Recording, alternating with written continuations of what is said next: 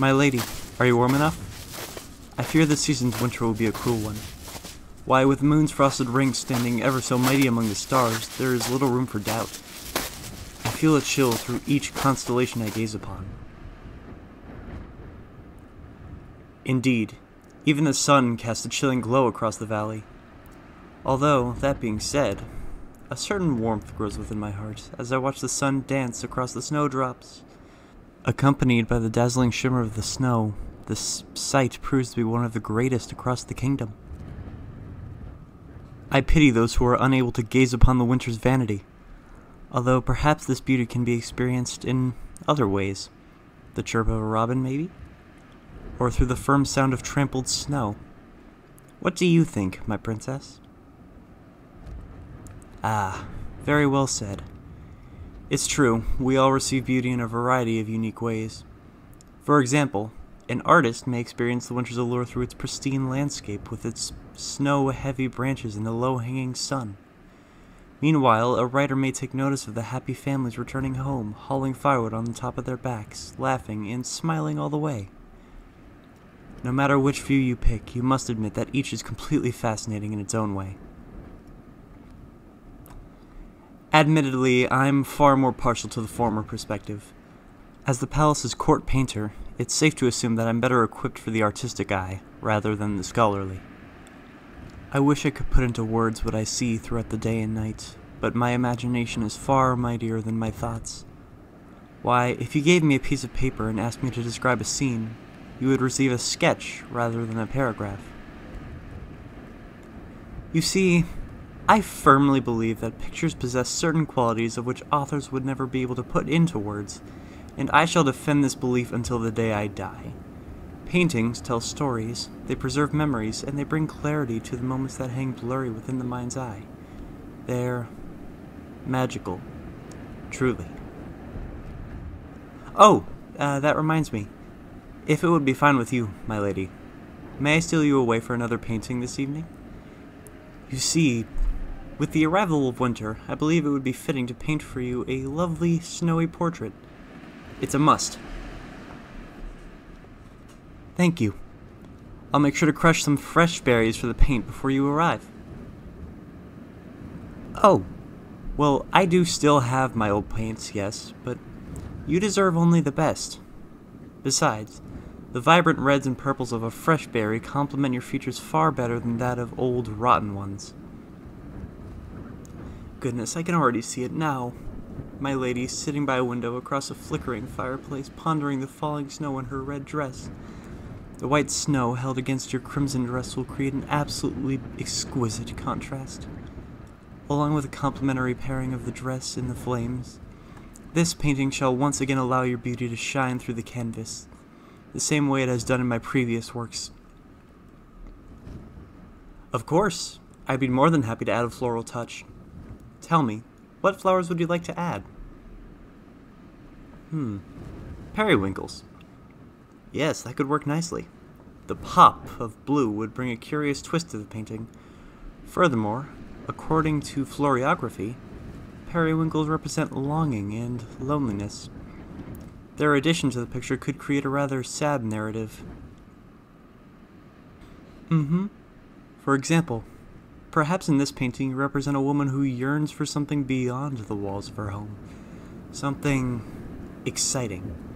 And yet she remains beside the window, the only gateway into the outside world she longs to leave her mark upon. Forever sad, forever lonely. Because she knows she'll never be able to leave her home behind, as she feels she had already found her place within those walls. To leave would risk the erasure of her purpose, and that thought alone is enough to keep her at bay. My apologies, my lady. I didn't mean to drift. I'm afraid my imagination possesses me. Please, continue. What other flowers do you have in mind? Purple asters? Indeed, you are correct. They are royal flowers, a symbol of nobility and valor. A beautiful flower, befitting of a beautiful princess. Perhaps, in your portrait, I should adorn your hair with them. This way, those who enter the palace shall be reminded of how noble you truly are. They'll have no choice but to gaze upon your majesty, their mouths agape, their spirits frozen in a state of awe. They will bear witness to the piercing loveliness that is you, something of which I have the privilege of observing each day. My brain is brimming with so many wonderful ideas. Maybe I should replace the backdrop with something more colorful. Or what if I change the color of your dress? How do you feel about lilac? Burgundy? How about your favorite color? Enlighten me. What color do you most favor? Interesting. I shall make a note. My lady, your portrait will be the most charming of them all this winter season. You can place your full faith in me forever and always. Well, would you look at that? It's snowing. Be sure to hold your furs close, as I will mine. And let us retrace our steps towards the palace. We wouldn't want you to catch a cold now, would we? Once we arrive, I will personally see to it that the fireplace is lit and ablaze. I'll also alert the cooks and tell them to prepare some food and drink for you. I know I'm merely your painter, but this doesn't mean that I don't care for you. After all, you're my muse, the apple of my artistic eye, and dare I say the prettiest woman to ever grace this valley. You deserve only the best. I've never met another quite like you, my lady.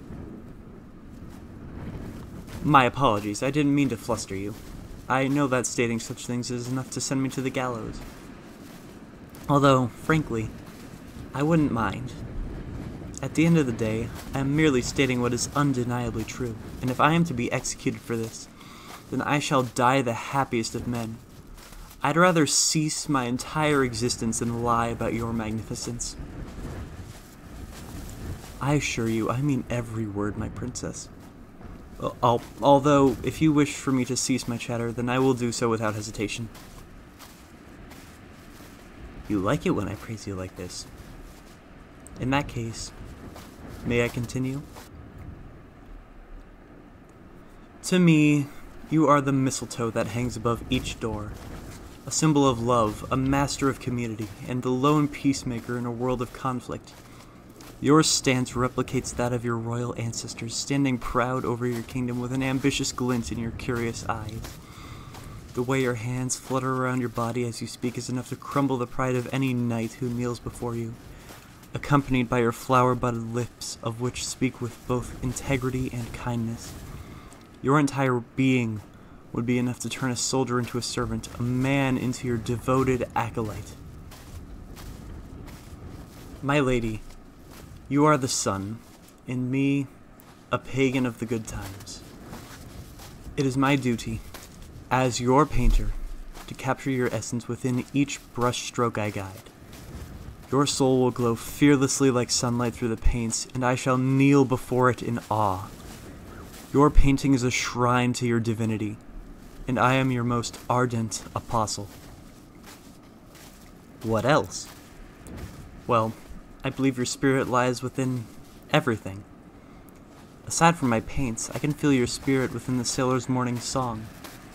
I can also feel it within the tingle of my frostbitten cheeks. You are omnipresent, existing everywhere all at once, and I... Princess, you're so close. I've never seen you so close before. Not like this. Yes, I know I've painted numerous portraits, but there was a distance between us. That unspoken distance between a royal and their lesser. We were separated by the wall of my canvas, but now... You're beautiful. Goodness, I'm losing myself in your eyes. Those eyes that look at me with so much love. I've forgotten how to breathe. No, please, don't look away. Don't make me suffer like this. Please, allow me to take all of you in. I fear I'll never have another opportunity. Why are we so close, my lady? What inclined you to approach me so? Your eyes shouldn't look upon me for too long, for the mere sight of me will blind you. No, No, as your painter, I should be the only one to look upon you, to admire you. There should never be a reason for you to look at me. Not ever. Your hands, they're holding mine. Your fingertips are so warm, I've lost all ability to think. Please, Princess, what if a guard finds us? They'd have my head on a platter. Yes, I suppose I did say that. If I'm to be executed, then I shall die the happiest of men. But I worry for you, your reputation. What would the people of this kingdom think if they caught wind of their leader getting...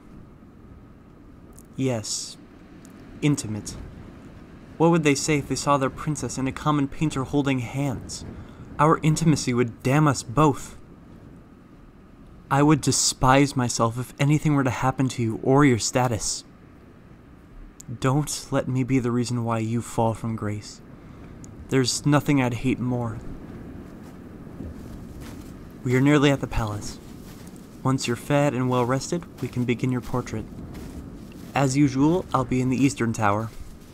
I'll prepare the backdrop for your painting in the meantime, as you make your way up. Then we shall... You kissed me.